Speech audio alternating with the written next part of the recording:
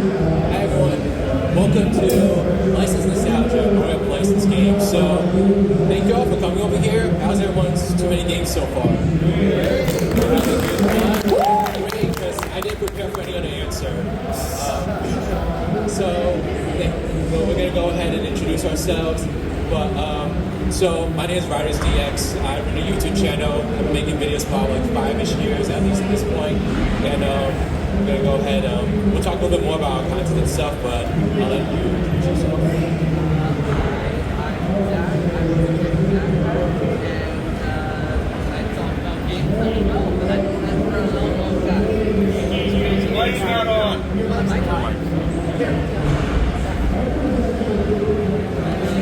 Hello. Oh, there we go. Oh, that sounds on. All right, one more time.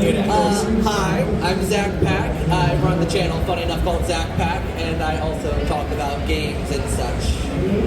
I'm Jess. I run the channels Here's Squidward and Here's SpongeBob, and that's my thing. I make Cancer Squidward videos. And so we gather around here in this very special room to talk about something called a licensed game. And so what is a licensed game? I don't trust my own knowledge on it, so I consulted AI to give you the full rundown of what a licensed game is, but they're actually quite accurate at this point. It's a video game that uses intellectual property from another source, like a movie, TV show, book under licensing agreement, because I think a lot of people can relate to the fact that when you're growing up as a kid and you're getting into video games, some people come into families that have a huge video game history, so your parents like play video games and such, but other people go into families where parents have no idea what a video game is. I definitely came to the latter one, although I will say there was one time I was playing like New Super Mario Bros. On the Wii, and my dad was like, "Hey, that looks familiar," and I'm like, "You do know what a video game is?" I know that, plumber. So how this like panel all is gonna work is like there's so many licensed games in the world, right? I'm sure all of you have grown up with very different kinds of games and such. It would be really difficult to cover everything in like a panel like this, especially given like my skill set personally. But I think what's really cool about licensed games is that they really do like help to shape the person you become today in ways you don't even realize. And so we're gonna just take a moment to kind of talk about our own histories of growing up licensed games and how they've impacted our lives, especially into today's day and age. And then at the end, the microphone gets turned to you, and you all get to come up and talk about your favorite licensed games, your favorite memories, or if you just want to get some hot takes that will shock everyone, that's fun too. We like our hot takes. If you have a hot take about a game, you are more than welcome to come up. We will absolutely roast you for it. Okay, so let's see. Oh, okay. Who's that? Jump scare, even though I put that picture there myself. So this is a picture, I do not remember how old I was, but that is a very attractive looking birthday cake right over there from Carbo, I don't know how to pronounce it. And I kind of just use this because this gives me like, it takes me back a little bit to when I was a child, because when I first got into video games, my parents didn't really know what video games were, so they bought me things that looked familiar to them. And so if we go on to the next slide over here, these are some of the potluck of games that I got to play when I was a kid. And so one of the games on here, on the right over here, is called Scooby-Doo Cyber Chase.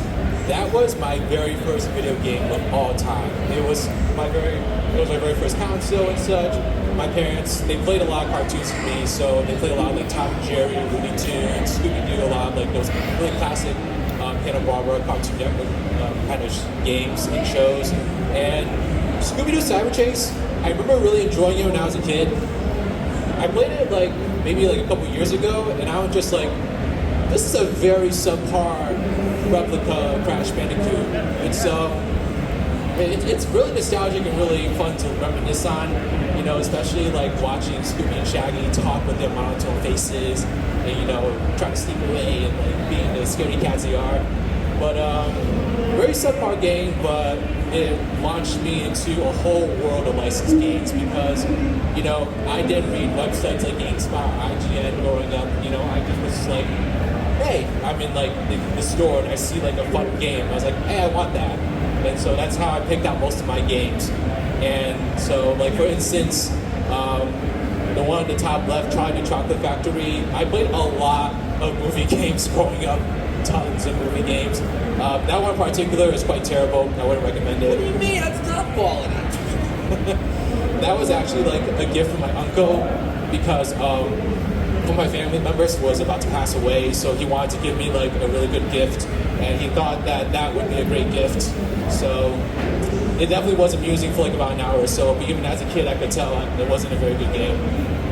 But there's some other really good games that I played when I was a kid that were really fun licensed games. For some reason I have a really soft spot for Ratatouille. I just love that rat. I love rats. Not all rats, but that rat's really good. Simpsons Hit and Run, one of the most iconic licensed games of all time. It is a fantastic game, better than GTA. You know, you heard it here first. And of course, the shining game in the middle over there is my favorite licensed game of all time, SpongeBob SquarePants, Battle Bikini Bottom. I made sure to represent, as you can tell, you know, I love the pressure. Battle Bikini Bottom, that's like one of the most amazing cult classic licensed games, and that's actually an opinion that we can all share, so you hear about it, so I won't drone on it. Well, I mean, I think it's just such a special game because, you know, how many games get a remake that are licensed games in this day and age? Right? Not all games can say that. Not all licensed games can say that. So I want to talk a little bit about how like licensed games have impacted me. So these are some of the videos that are on my YouTube channel, and I just kind of like picked out some highlights, like some of my most popular videos, or some videos that like were really significant to me. That one at the top left is still my highest view video of all time, which is just fantastic. I can't top my highest view self. That's really great. But this is licensed games that have had a big impact on my video game taste, and they also had a big impact on the kind of content I make. It's just it's a source of so much joy. I think that with a licensed game, there's a stigma with licensed games that's like, oh, it comes from like a property that already exists. So there's less guarantee that a licensed game will actually be good. So a lot of like, especially back when we were like children, you know, in the 2000s and such, they were pumping out like licensed games for like everything, and every single movie had to have a video game. Very unlike what we see today. So they definitely had like a really like unfortunate stigma to them. But I think if you have a great licensed property and a great video game, you get one of the like potentially one of the greatest like gaming experiences you can ever get. And so that's why I'm banging on the table. It's like, make your licensed games good, and they will be the most successful games in your catalog. And so, for instance, in the middle over here, I have a couple videos of SpongeBob Battle Bikini Bottom Rehydrated. I've had a lot of like things I covered in my channel that were really big hits, but Battle Bikini Bottom Rehydrated is a very special one to me because, first of all, favorite licensed game growing up, arguably my favorite game ever, and seeing it like out there for the first time, there's just something really nice about like being a grown up and like working like a 9 to 5, but then get reminded of things that you really enjoy as a kid, like this video game, and seeing it like really get the attention it deserves. There's something really special about that, and for me personally, it really like took me to a lot of different places. I got a lot of like success like covering that game. I even got to like get in contact with the developer and like interview them and such. We actually ran like a charity event that was kind of like using the hype of that game to help raise funds for people at the time, because that game came out during COVID, so there was a lot of like relief efforts to like raise money for COVID efforts. And with that, we made $4,000 for Doctors Without Borders. Oh, I mean, but that was crazy because like it was based around a SpongeBob game. Like, who thought you could have made that much money for anything just because of a SpongeBob game in 2020? Yeah, and it's like, you know, that to me, for me personally, is like licensed games have had a very unique impact on my life because they really veered into like a lot of content I make nowadays. So I pay special attention to a lot of licensed games now because a lot of people also share a lot of interest in them. I mean, you all are here, so you all definitely have interest in like licensed games. I don't know what property it is, but there's a lot of like interest in licensed games overall. So it's definitely like a great like source for videos and discussions and such, and I love it. So I hope to continue doing it for a long time. So I just want to take a moment to talk about some of the licensed games I play nowadays, because I think we'll have some discussion like of how licensed games have really changed from like back then. Like back then, every single game in their mother had every single property in their mother had a licensed game. Nowadays, you see a lot like fewer licensed games, but I think quality is boosted. I think everything's more expensive, which you were saying the other night. You know, now they have to actually put the effort in to get a return on it because games are so much more hard to develop. Yeah, so like these are some of the licensed games I've been playing nowadays. Disney Dreamlight Valley. Don't play that game unless you want to lose years of your life. That's a very addictive game to me. I really want to shout out Jeff the Shark over here. I'm obsessed with Marvel Rivals, and I love that shark. He's my baby. And I don't think we're ready for this discussion, but I think Fortnite is the biggest licensed game ever. It has every single property you could ever think of, and that's my main over there, Sabrina Carpenter. Now, turn it over to, I forget who's next. Now I'm good. Did I hear some awes? Did I actually hear some awes? Was that you? I heard some awes. Yeah. It was not me. That's little me. I was adorable once in my life, okay? I haven't aged well. But anyways, yes, that's little me 22 years ago. Yeah. You know, like I was saying, you know, growing up in the 2000s, specifically, I think it was a very interesting time for licensed gaming because, like, with Battle Bikini Bottom was a big deal. But I can say, like Riders, my very first game was also a licensed game, which was Battle for Bikini Bottom. These are actually the first 3 games I ever had in my whole entire life. I got gifted an Xbox for Christmas, and those were the 3 games I got. And to be fair, all 3 of these games actually have shaped my interest in not just licensed games, but games as a whole. And let me explain. I'll go through them one by one. Battle for Bikini Bottom, again, don't want to drone on it too much, but it's a freaking sublime, whatever. 3D platformer. Great music, great level design. It's like almost as good as like something like Banjo-Kazooie or like, you know, like it's that high quality. And I still play it like at least once a year, like just to kind of replay it. And it's given me an interest in 3D platformers. It got me interested in like the Mario games, you know, playing like Super Mario Sunshine is my favorite 3D Mario platformer. Don't come at me. But it's a great one. That's 100% is a whole piece, but that's a whole other discussion. It's like impossible. But yeah, so Battle Bikini Bottom, great game. Scooby-Doo Mystery Mayhem. Now everyone talks about from this generation Night of 100 Frights. I don't care about that one as much as a lot of other people do. But Mystery Mayhem, it literally was a ripoff of Luigi's Mansion, which is my favorite game of all time. So naturally, I'm inclined to like it.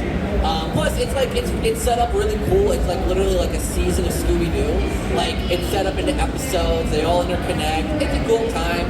It's got its jank, but we like jank around here. Did you play the European version? Because I noticed there that's the European box art. No, well, listen, Google Images only had so much to work with, okay? And then we have distinction. Speaking of jank, Shrek 2. Yeah, that game's got some jank. But it also did get me into multiplayer games.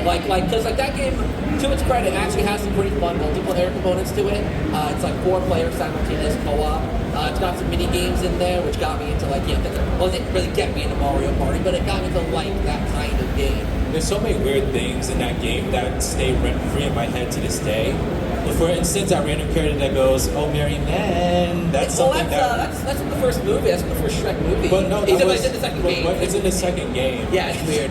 And like, I have a very vivid memory of that game. You know, I was also really into Shrek 2, and I had a cousin that he was the one that really got me into video games first. So I would bring over Shrek 2 to his house like every weekend and be like, "Hey, you want to play Shrek 2?" And he'd be like, "No. Let's play Halo." I'm like, guns or ogres? I know my choice personally. I mean, look at that face. What is there not to love about that face? He's like staring at you so intently. So I don't get the views that Riders does, so I'm not as impressive. You got good news. Thanks. But these are some games I've talked about on my channel that I've also grown up with that I wanted to give some spotlight to. If you want to know the full thoughts, shameless plug, the videos are up. But I did want to throw in, first of all, the Aladdin video games, because I knew in the 90s this was a big one, where, like, you know, like, because the Sega Genesis version of Aladdin is very different from the Super Nintendo version of Aladdin. And I actually never said in that video which one I preferred. I just kind of compared and contrasted them. And I'll say, live right here, I prefer the Super Nintendo version. I prefer the Super Nintendo version of Aladdin only because it feels more fluid to play. Graphics-wise, Genesis, superior. Music, Genesis, superior. But the actual feel, how the game feels to play, it's got to be the Super Nintendo version. And I also included Azira's Revenge in there, because that's one of those games where it's pretty bad, but I like it, because Aladdin is my favorite Disney movie. So naturally, when you have like your favorite Disney movie and they make a sequel, well, this is a sequel to the direct to VHS sequel, The Return of Jafar, and they made a video game as a sequel to that. But it actually it's solid enough. It does the job, and they're like little remixes of all the Aladdin soundtrack, which I really like. In the middle there, we got The Nightmare Before Christmas, Oogie's Revenge. I feel like this one doesn't get talked about much. This, if you've ever played a game like Devil May Cry or like Bayonetta, kind of in the same vein. It's very hack and slashy, but it's got the Nightmare Before Christmas vibe to it. Most of I think a majority of the voice cast returned, except for Sally, I think. And it's really freaking solid. There's like a lot of rhythm game elements. There's every boss fight, there's like a rhythm phase where you're fighting like Oogie Boogie or Lock, Shock, and Barrel, and they're singing their songs. And I'm not going to sing. I'm about to start singing. No, not doing that. Well, you should like pop and lock it. I think that would be great. And it's a great game. It's very solid. The only thing that suffers from the camera is kind of is not great.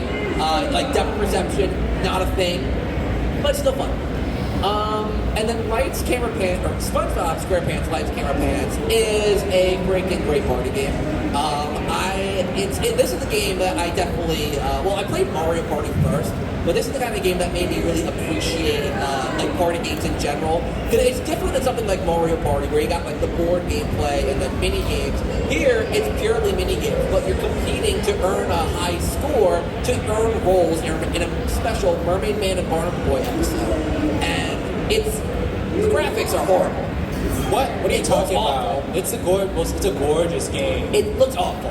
The story looks like an insect. It's perfect. But it's fun. It's a fun game, and I highly recommend you play it. I did a whole let's play on the channel, but like you guys go play it. It's a good time. It is the greatest party game of all time.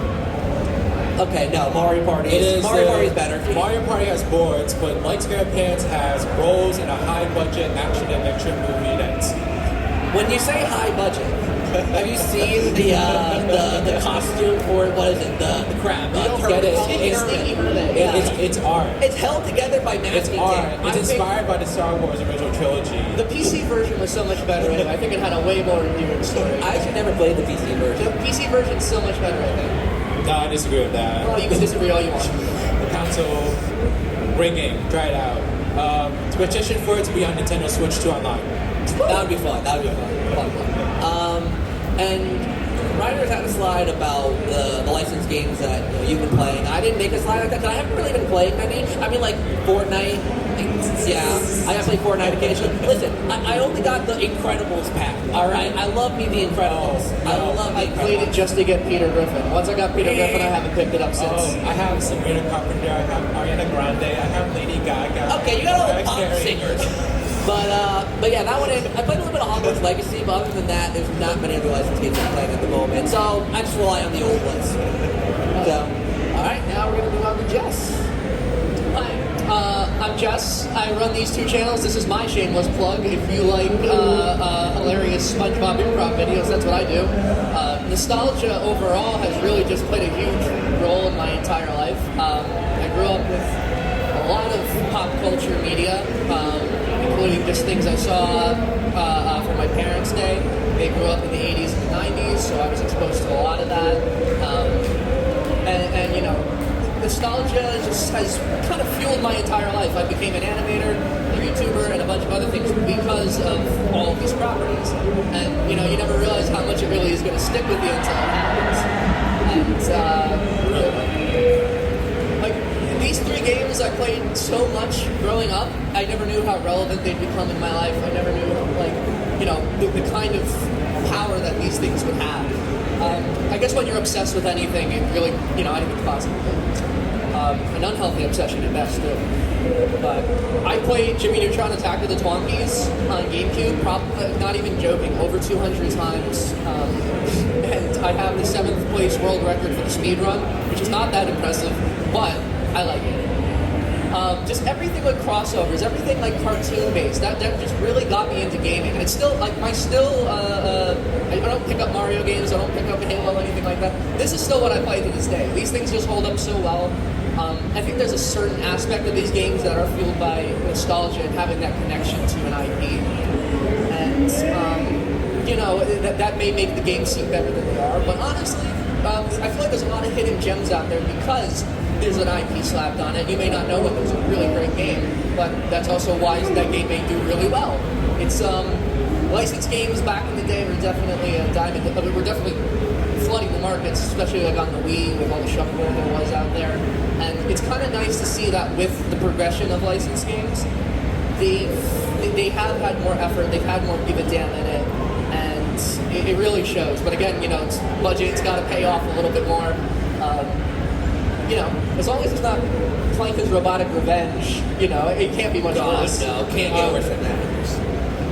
I need to like leave the room actually. That's like a very triggering game. When I was a kid, I played that game with my siblings from start to finish, and it was like the best time we ever had in our entire time being siblings. It was like the most we ever got along. Remember that 12-hour live stream I did just playing that game straight? I don't know how you did it. Like, I think I played that game like start to finish like 10 times within 12 hours. You had to. Oh my god, that was so. My brain was like mush. When we did our charity event for when Rehydrated came out, we had a bunch of tiers, and we were actually giving out prizes, stuff signed by the voice of Sandy Cheeks, and different video things. And we had a cameo from the voice of Squidward, and the highest goal we had was having Riders play the worst game he could think of for 12 hours straight, and it was glorious. Of course. Great times, great memories. I would love to relive it, but we gotta move on. It's honestly kind of impressive, though, where licensed games have gone these days. It's crazy to see the kind of involvement they have and like the people that behind them that care about them so much. And I think my biggest experience working with these games was with Nickelodeon All-Star Brawl.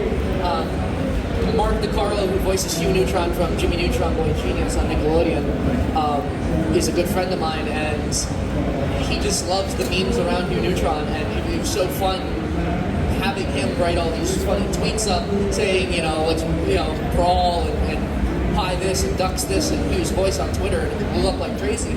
And you know, it was nice to see that the devs took note of that and actually cared about what the audience wanted. And you know, not only is this a great game, but they released DLC. I mean, what Nickelodeon game gets DLC? And they really listened to what people wanted. I mean, My Life as a Teenage Robot was possibly the biggest, most demanded 4 series to show up in the game, and they delivered. And then Hugh Neutron was the fan vote, and then Rocco was just like, how could you not have him from the start kind of thing? And it's nice to see a give a damn. It wasn't there for a long time. Sure is. That was pretty crazy. Yeah. And it was at a time too, because Nick All-Star Brawl came out in 21. Yeah, it came out October of 21, I think. Oh, okay. Yeah. And then Hugh Neutron came out August of 22. So it's like kind of crazy, like the early 2020s with Rehydrated and then this. It was like having something, I think a lot because of COVID. You had like Nick Kart Racer 3 coming out too, and that one wasn't too bad. Like the first 2 were like, I don't know how we got to 3, but the first 2 were abysmal. I guess they I weren't. liked the second one. It was fine. They had JoJo Siwa on that. It was enough to send me off. See, now that's a licensed character right there. Now, this is what I call a licensed game. So one of the videos I did following the Rehydrated relief was I ripped the game, stripped it down, and turned it into the ultimate licensed game by modding it with as many licensed characters as I can think of.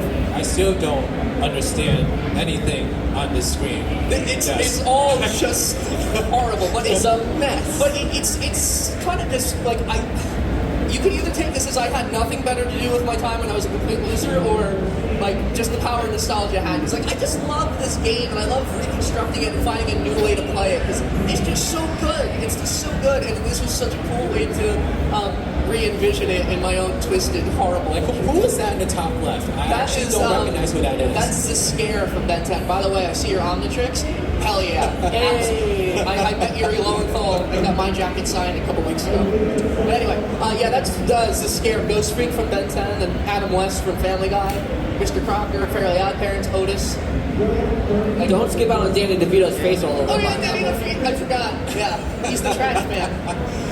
You definitely... Fresh all over the ring. Took out my gun, so I'm blasting. I don't see so I miss. And I don't see so good, so I miss. I got it. I think we've definitely seen the full range of how licensed games can impact your life.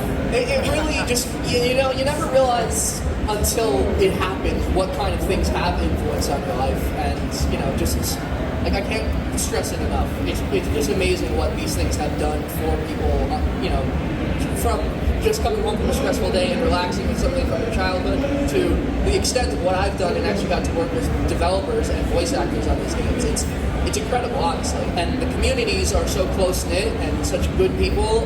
Like, that's how I met these guys, and it's just great. That's the thing, it's like, at this time, because like, you know, for all of us, I'm gonna say we're all in our 20s, but... Yeah, we're all in our 20s. I'm in my 10s. So we're all in our 20s, so it's like, well, besides Riders is 48. No, kidding. Oh, I thought it was 49. Anyways, we're all like kind of at Existential that, crisis happening. we're at that age where it's like we kind of reflect a lot, and especially with COVID when we were all kind of, you know, stuck in our houses for a bit, and with Rehydrated, timing around that too, it like, just that heavy nostalgia wave. I mean, it started, let's be real, it started with Crash and Spyro getting their remakes, and then like, it's like anything was on the table for like getting remakes, and it's like, that plus nostalgia, it's like, Yeah. It's just so nice that this is actually happening and people are seeing that people give a crap about these kinds of things, you know? It's, Yeah. I know I keep repeating myself, but it just was not like this for the longest time. Like, the 2010s was the age of shovelware if I had ever seen it. So, such a way of words. Anyway, this is the part where like we invite you all to come up. There's a microphone over there. If you're shy, come up anyway. Talk about your favorite licensed game memories, or give a hot take. Okay, perfect. I had stuff I was gonna say that was gonna upset everyone. so I think this slide is up great. that way, just to make life easy, around that way. Awesome. Howdy, partner. Hello there. Hey. I love your Sonic getup. Definitely like. Oh, speaking to the microphone. Definitely a swanky hat. All right. What's your whatever you want to say? Yeah, that. My favorite game to play first one I ever did. Very first video game system I ever got. Okay, thank you. The first one I ever got was a Game Boy Advance in 2004. Okay. The first game I ever played on it was like Clue Battleship Risk. On it, so that's a license. And I guess Risk is kind of like, you know, like a strategy RPG sort of, and I really enjoyed playing that a bunch of times. And then I guess when I got like the Pokemon games later, that kind of prepared me for playing like a strategy RPG sort of. So it was a nice like stepping stone before I started playing the Pokemon games. It kind of shaped my taste in that way. Right? Similar thing happened to me is because I was playing like Scooby-Doo Cyber Chase. I was playing like a Tom and Jerry game on PS1. That was also a very iconic one for me. And it led me into Sonic Heroes. And the rest is history. Greatest video game franchise ever. Well, okay. But it's like Yes. I said about Scooby-Doo, Mystery Mayhem, and Luigi's Mansion, like those fundamental base experiences, those games that get us into video games, they're what develop our tastes. So, you know, like you like Pokemon games because that foundation that you had.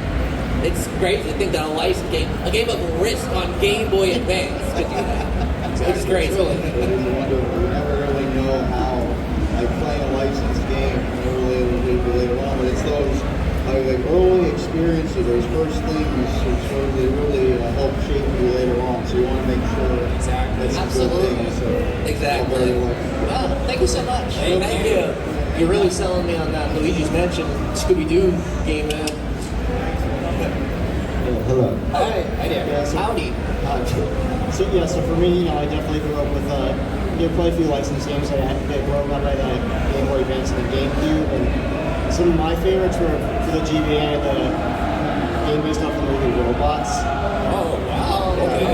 Yeah. I remember that movie. Yeah. Forgot all about that for a second there. Yeah, and also the Game Boy Advance and GameCube versions of the Game Rocket Powered Beach Bandits.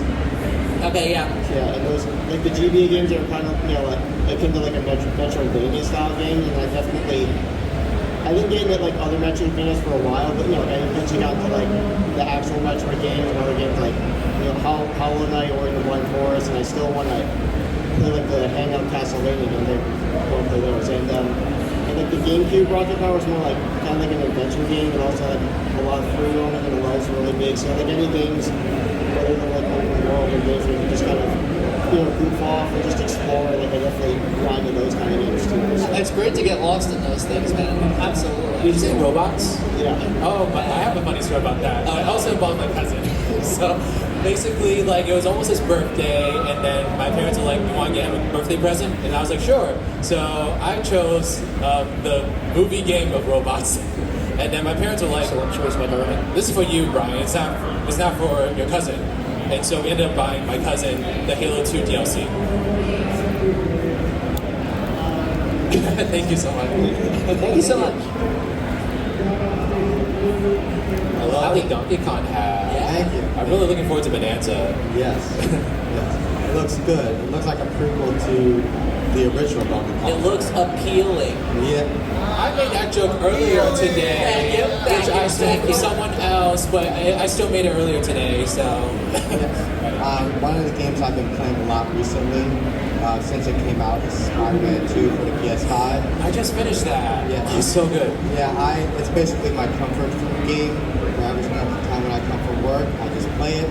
Sometimes I'll play it while my friends are playing Warzone, and I was like, "Hey guys, guess what I'm playing? Do we really want to know?" And it's Spider-Man 2. And also, I watched your videos with SpongeBob Rehydrated. I went to PAX East and played it there.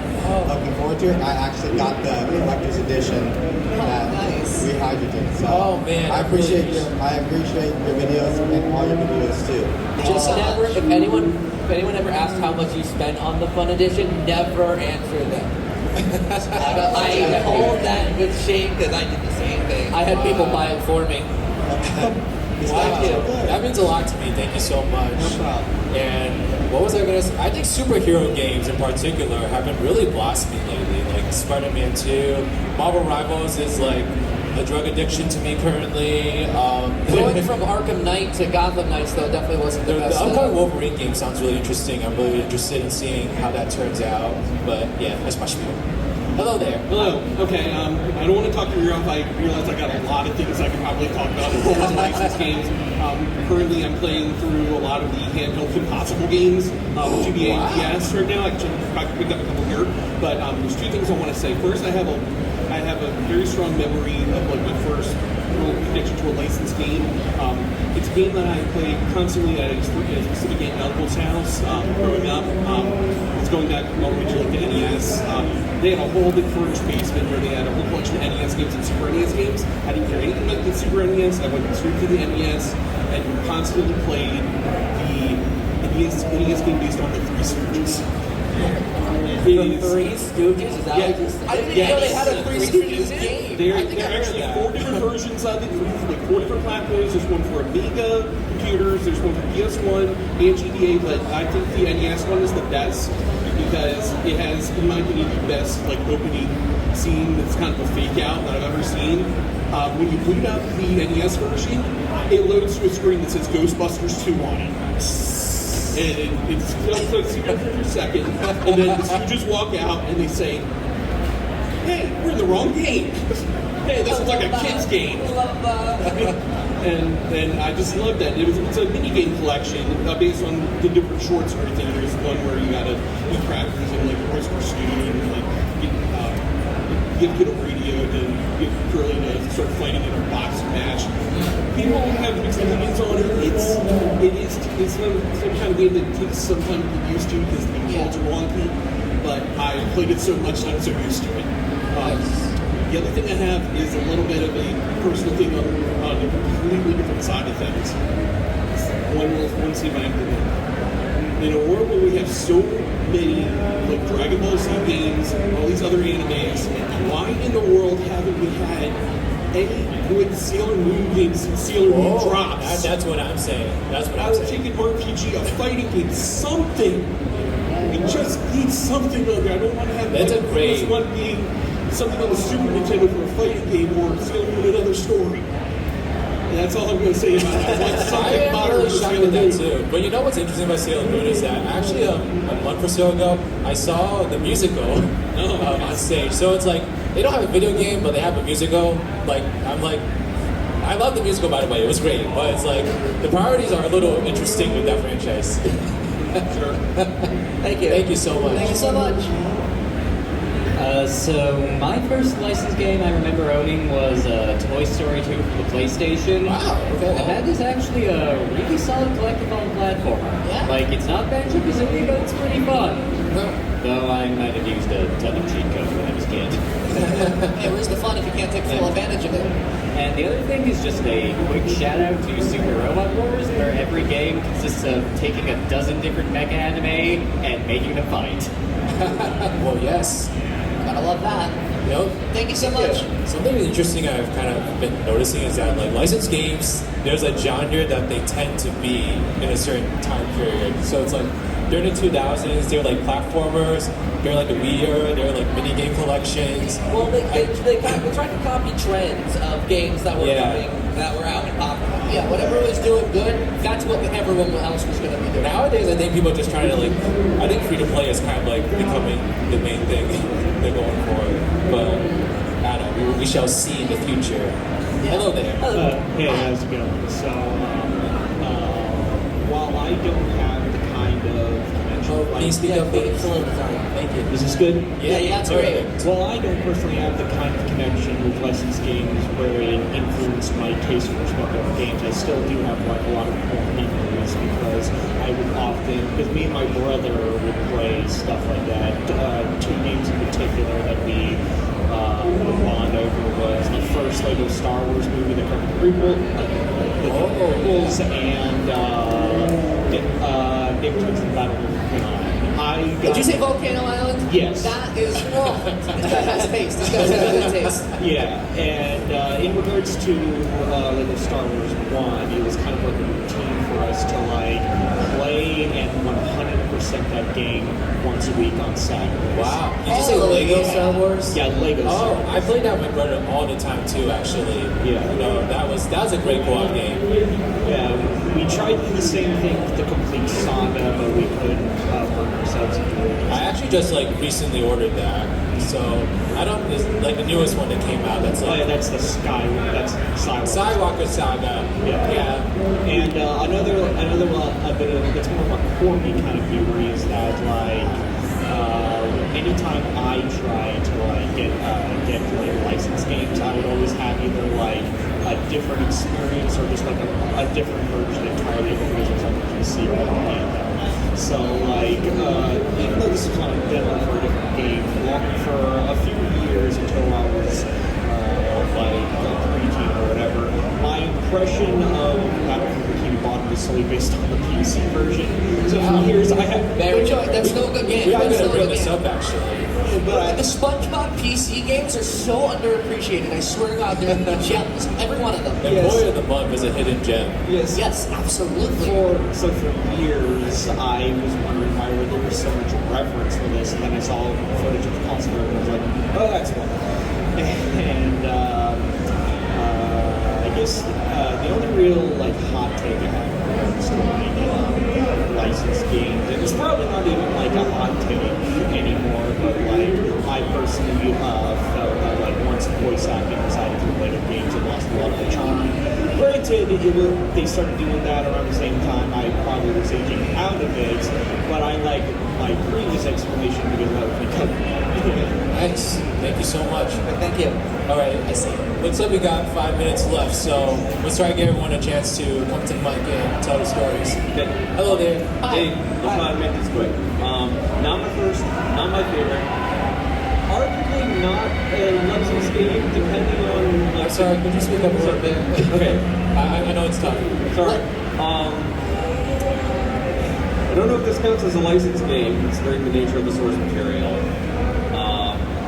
And y'all are definitely too young. I don't know. Chex Quest. What was it? Chex Quest. Sex Quest? Sex Quest? Chex Oh, I Quest. got so excited. I'm like, Sex Quest? Where? The cereal. I know what you're talking about. I'm slightly less excited now, but I have heard of that though. I'll just fall over now. Didn't it come free, like in like the box of the checks? The first one is. Wasn't it like Doom, like a Doom clone? It is. It's a I maybe don't, but I know some stuff. It's got a full motion video to intro the first game. It had a sequel, I forget if that was packed in. what the hell? And then it had a third game that had like no financial support from Chex, but people just wanted a third game to finish the trilogy. I gotta see this. As soon as this is over, I'm looking this up. You can get a build that runs on ZDoom, so it's got all the newest features and like online multiplayer and stuff. Wow. Well, good to know. Thank you so much. Thank you so much. Have fun. I might want to die. Yeah, step on up. Step on up. Hello. Hey there. Hi. When it comes to games based on comics and TV shows, Yeah. I feel like a contender for the very best one has to be Telltale's The Walking Dead. Wow. Okay. Oh, that's a good one. Yeah. Because there aren't that many licensed games that really focus on the storytelling and the characters. Yes. Walking Dead, it was so suspenseful. You never know who's going to die next. The main character was excellent, great character. There were several games where that the premise of man finds child and becomes a father figure. There are a few games like that. I feel like The Walking Dead helped popularize it, and even if you, I knew the ending when I finished the game, but even knowing the ending, I still cried at the end. It's heartbreaking. Just really good writing and characters. The choices they make were interesting. I think that's probably the very best when it comes to licensed games. Also the Wolf Among Us too. Yeah, an underrated one I'll quickly throw in here, because I think you should rapid fire Yeah, through we these got next like ones. 2.5 I'll quickly minutes. give a shout out to Telltale's The Expanse. Oh, absolutely. That's a really good one, underrated one. Good choice. Thank you. All All right, we got like 2 minutes. Rapid fire Let's through these rapid next fire these. Hello. Hi. So I would say my favorite licensed games are the Batman Arkham games. Oh, yes, That was yes. amazing. So like, I'm glad we got Everyone says you have good taste, so clearly you do. I remember back in 2009 when I got Arkham Asylum, I was just blown away by it. And I still think they're the best superhero games to this day. I love the new Spider-Man games, but I still think the Batman games are the best. They're amazing. You're a good man. Thank you for mentioning those. Thank you. Thank you. Hello there. Hello. So, with me being a Ben 10 fan and whatnot, it's no surprise that I grew up with some of the Ben 10 licensed games, like Particular Hearth on PS2 and Nodax Attacks on the Wii. Such good games. Such good games. Absolutely. And one you had on the screen that you didn't really mention, Epic Mickey. Epic Mickey. I will die on the hill that that is a great game. The remake is really great too. I haven't played it yet. I mean, it's on my backlog is huge. It's good. I really like it. As someone who hasn't, I had to play the original before I got into remake. I actually prefer the remake, but like maybe someone that grew up with the original would prefer the original. I mean, the But, original only came out on the Wii, right? So Yeah. And I think that's the one thing I didn't like about the original is when I did my YouTube review on the game, I did a huge deep dive into the concept and whatnot. So much was cut out.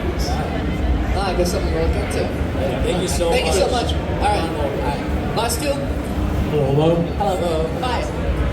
So I don't have as deep a personal history with licensed games as some people here, but I was playing alone. I think the biggest standout in my mind would be, I think it's called Cartoon Network Punch Time Explosion. It was, Oh my God, it was yes, sick. yes. Smash Bros. Club in 2011. that it had like a relatively elaborate story, which was it's definitely like a good added bonus in this game. And they had the voice of Space Ghost as the narrator too, Yes, which was really cool. Definitely a good side by that. So like you mentioned like the changing landscape of license games and that like they're usually higher up for games and something like this classes like I think that's definitely part of it. The two other factors I would cite is one like the evolution and maturation of the games. So like in the past people thought of like IP holders thought of video games as like basically a piece of merchandise. So if you made a Shaolin made one, it would like reflect poorly on them. But now that it's much bigger to a cultural leader, if we're going to make a Spider-Man game, it's going to be like super elaborate. Like it will positively affect Spider-Man and every other realm of culture. I also think that as shoddy licensed games are basically just mobile games at this point. And that's probably like a negative development as they take a janky GameCube game over a game's trying to get children addicted to gambling every day. Perfect. Thank you. All right, last one. Last one. You can only just say the word. I'll just be quick because it's almost over. Yeah, because the they're best gonna kick us licensed out. game is Fairly Odd Parents Shadow Showdown. Thank you. That's been breaking the rules. I say that every time. That's a hot take right there. Thank you so much, everybody. Thank you. Thank you. Thank you for not making this to the 10th. Yes, thank you. No tomatoes in our faces. Thank you. Yeah. you. If you want to throw a tomato, though, this guy was in charge of the whole thing, so It's all on him. Okay.